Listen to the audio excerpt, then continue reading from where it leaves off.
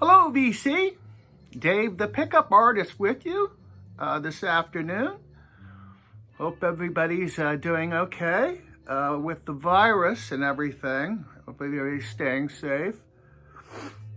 This isn't the first virus we've had. We've had them in the 90s. And in the 60s, we had the LSD virus. It started in mid-60s, early 60s. And the LSD virus was transferred from one person to another by way of bodily contact. One person would touch another person, or one carrier would touch another person, and that person would end up putting their finger on their tongue. And that's how it was contracted. There's a picture of what the virus looked like. It was in sheets, basically. Perforated sheets that came apart, and you would end up with about a 1/4 inch square. That's another sheet there. I don't know if you could see the perforations. It actually, acid art became kind of like another art form.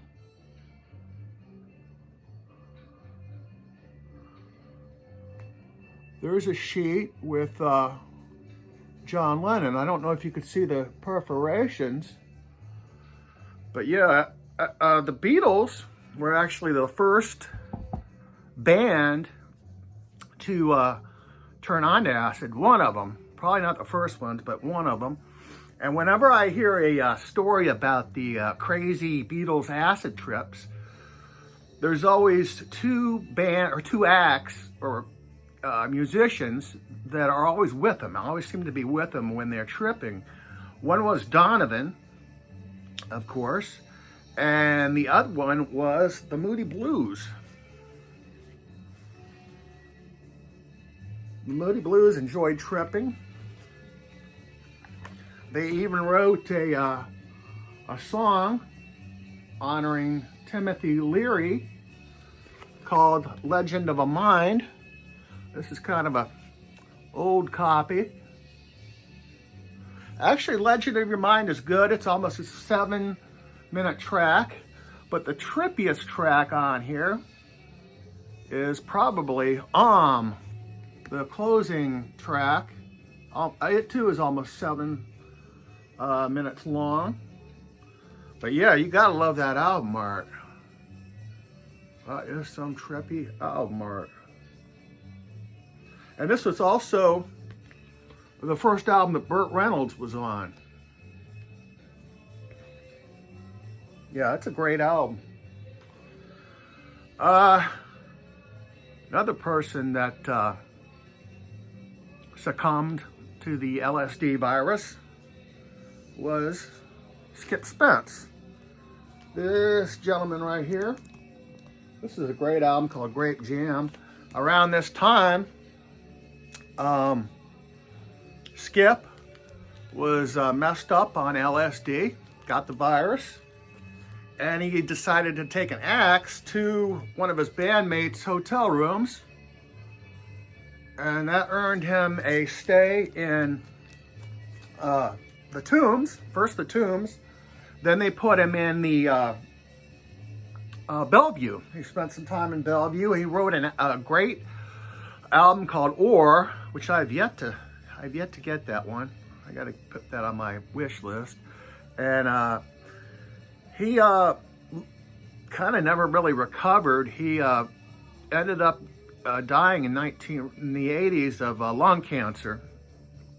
But yeah, that was a shame because he was very talented. He started out as the Airplane's drummer. He could play drums, guitar. But yeah, Moby Grape was a great band. He actually went on for a while. A lot of the performers at Woodstock went on and they were tripping on acid. I think all the members of Airplane dosed before they went on the stage. Another one was Carlos Santana, who admitted to dosing before. He did a great set. I think it was Soul Sacrifice. Now, the reason I'm showing this CD is because I don't think this is on vinyl. I'm pretty sure it isn't. You can only find this on CD. This is the Santana Band live at the Fillmore. Sorry about that glare. Live at the Fillmore in 1968. This is before they had a deal, before Woodstock. And it's very cool. It's a 2 CD set. This is put together by the Live from the Vault crew. Some very cool artwork in there. The band at the time.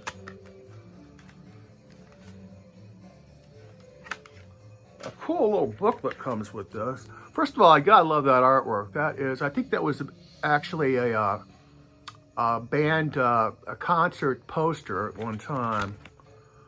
Now here's a photo of the band at the time. You got Carlos there and Greg Raleigh. And this man right here is, his name is Marcus Malone. Marcus was the percussionist, one of the percussionists for the band. And unfortunately, Marcus never made a Santana album, and he didn't make the Woodstock gig either. He was apparently, according to his lawyers, in 1969, while tripping on acid, was enjoying the company of a lady friend. Unfortunately, the lady friend's husband came home, fight ensued, and Marcus ended up killing the guy. And of course, he ended up in prison. And he ended up on the streets of Oakland for like 30, 40 years or forever. And I'm watching, I don't know if it's TMZ Inside Edition, one of those cheap news shows. And I heard they were going to do a story on Santana. So I said, oh, I'm going to check that out and see what that's about. And it turns out Santana tracked this guy down after, what, 45 years or whatever.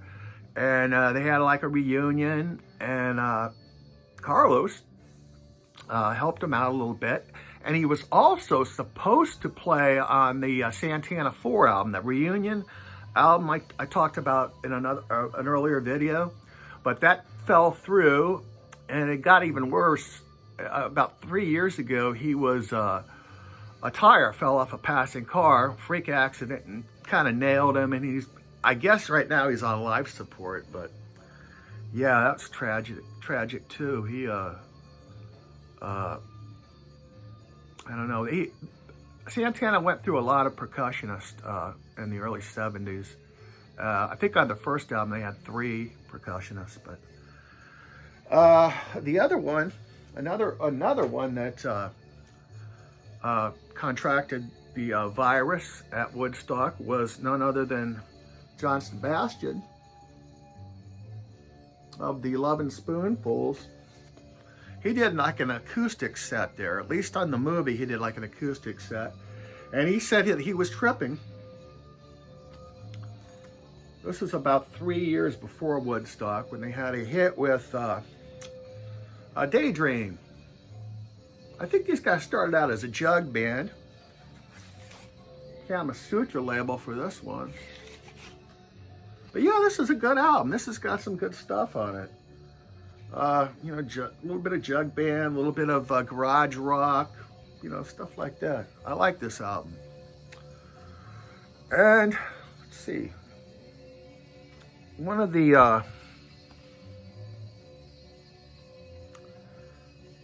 another blotter sheet, pretty cool, is this Beatles.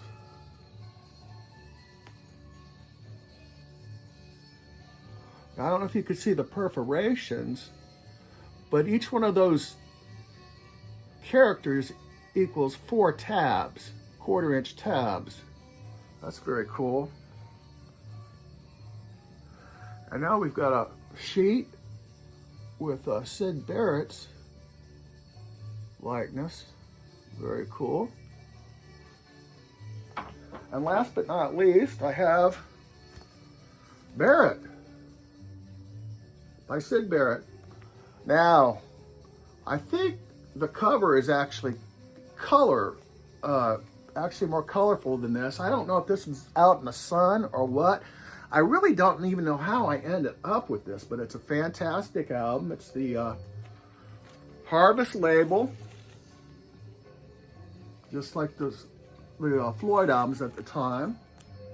It's actually in pretty good shape other than that front cover, but it's made that, I dare not take it out of the package because it's that very flimsy album cover material. My favorite track on here is probably Gigolo Ant. That's pretty trippy. He had some help. He had David Gilmour and Richard Wright and Jerry Shirley, I think was a drummer in Soft Machine. And yeah, this is good. It's it's a lot like kind of like Orr is really when you think about it and listen to him. But yeah, I don't know what happened to it, but this is, I think these little insects are on the original cover. They're colored, but yeah, it's cool to have. I do not know how I ended up with that. And that's all I got today. I hope everybody stays safe, and I hope you have a great weekend. Dave the Pickup Artist, signing off.